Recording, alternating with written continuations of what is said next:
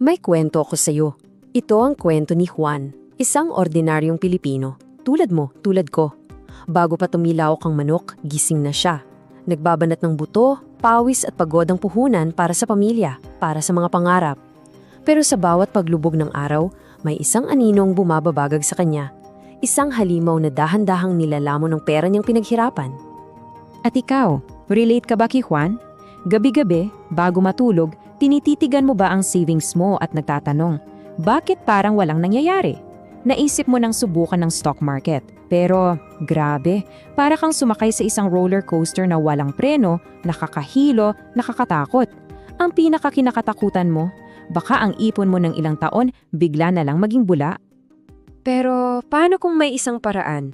Isang landas na hindi masyadong napag-uusapan, isang sekreto na madalas ginagamit ng mayayaman para mapanatiling ligtas at lumago ang pera nila ng tahimik. Ngayon, ibubunyag natin ang sekretong yan. Ang tawag dito ay bonds. So ano ba talaga itong bonds? Huwag kang mag-alala, hindi to komplikado. Isipin mo na lang na isa itong pautang. Oo, tama yung narinig mo. Ikaw, si Juan, ang magiging bida. Ikaw ang magpapahiram ng pera, either sa gobyerno ng Pilipinas o sa mga dambuhalang kompanya. At bilang kapalit sa tiwala mo, babayaran ka nila ng interest. Ikaw ang nagiging bangko. Dito nagkakalinawan. Sa stocks kasi para kang bumibili ng maliit na piraso ng isang kumpanya. You're an owner. So pag kumita ang kumpanya, ang saya, di ba? Tataas ang value ng shares mo. Pero pag nalugi sila, well, kasama ka sa lungkot. Sa bonds, iba ang usapan. Isa kang lender. May kontrata, may kasulatan. Manalo, matalo ang negosyo, may obligasyon silang bayaran ka ng fixed interest. Mas predictable, mas panatag ang loob mo. Generally, mas mababa ang risk. Okay, so ngayon, alam na ni Juan, pwede siyang maging lender. Pero may dalawang pinto sa harapan niya. Isang malaking desisyon. Kanino niya ipagkakatiwala ang perang pinaghirapan niya? Sa gobyerno ba o sa mga malalaking kumpanya? Sa isang pinto, nandoon ang government bonds galing mismo sa Bureau of Treasury. Ito yung tinatawag na risk-free sa Pilipinas. Bakit kamo? Simple lang. Sa buong kasaysayan ng Pilipinas, hindi pa nangyari na hindi nagbayad ng gobyerno sa mga utang nito na nasa peso. So, sobrang safe. Sa kabilang pinto naman, corporate bonds, galing sa mga pangalan na kilalang-kilala mo. SM, Ayala, mga ganon.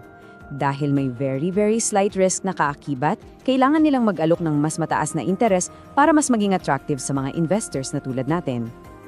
Mabilis lang, silipin natin ang mga klase ng government securities. Merong T-bills or treasury bills para to sa mga short-term goals. Binibili mo siya ng may discount. Tapos meron ding treasury notes o FXTNs para sa mga long-term plans. At nagbibigay ng interest every 6 months. At ang pinaka-importante para sa atin, ang retail treasury bonds o RTBs. Ito yung dinisenyo para sa mga ordinaryong mamumuhunan at quarterly ang bayad ng interest.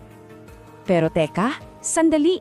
Bago tayo magdiwang, kailangan munang harapin ni Juan at nating lahat ang katotohanan. Dahil ang isang matalinong investor, hindi lang sa kita nakatingin. Tinitimbang niya rin ang mga panganib. Ito yung part na madalas nilalaktawan ng iba. Ito ang kalaban number 1, inflation risk. Ito ang senaryo. Kumita kayang let's say 5.8% interest sa bond mo this year. Ang galing, di ba?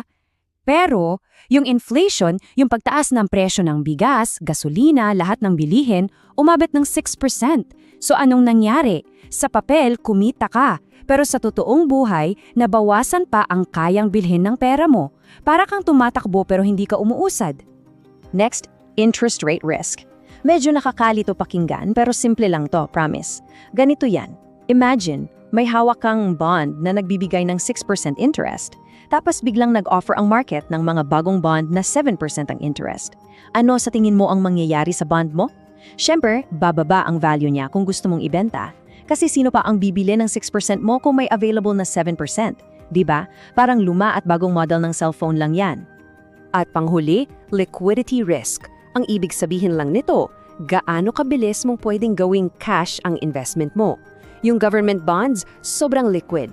Billion piso ang transaction araw-araw, so madali kang makakahanap ng buyer. Pero yung ibang corporate bonds, dahil mas konti lang sila, baka kailangan mong maghintay ng konti para makahanap ng bibili kung bigla mong kinailangan yung pera. Okay, sa kabila ng mga panganib na yan, hindi natakot si Juan. Bakit? Kasi ngayon, armado na siya ng kaalaman. At ikaw din, so handa na siyang humakbang at ito na yung pinakamagandang parte, ang daan para makapagsimula. Akala mo siguro sobrang komplikado, no? Hindi. 3 simpleng hakbang lang. First, magbukas ka ng account. Pwedeng sa bangko o sa isang online broker. Second, pondohan mo yung account mo, magdeposito ka. And third, yun na. Pwede ka nang pumili at umorder ng bond mo. Ganun lang siya kasimple. At ngayon, ang tanong na marahil ay nasa isip ninyong lahat, magkano ang puhunan? Kailangan ko ba ng daan-daang ribo? Milyones? Ang sagot, baka ikagulat mo. Para sa retail treasury bonds, ang kailangan mo lang para makapagsimula ay 5,000 piso. Tama, 5,000 piso.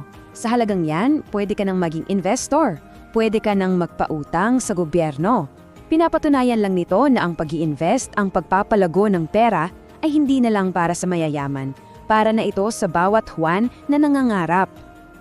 Para magka-idea ka sa posibleng kitain, tingnan natin to. Halimbawa, ang isang 3-year government bond pwedeng magbigay ng around 5.8%. Ang isang 3-year corporate bond galing sa isang malaking kumpanya like SM Prime pwedeng umabot ng 6.0%. At kung mas matagal like a 10-year bond from Philinvestland, pwedeng umabot ng 6.8%. Dito mo makikita, habang bahagyang tumataas ang risk, tumataas din ang potential return. At sa pagtatapos ng ating kwento, nakikita natin ang isang bagong Juan.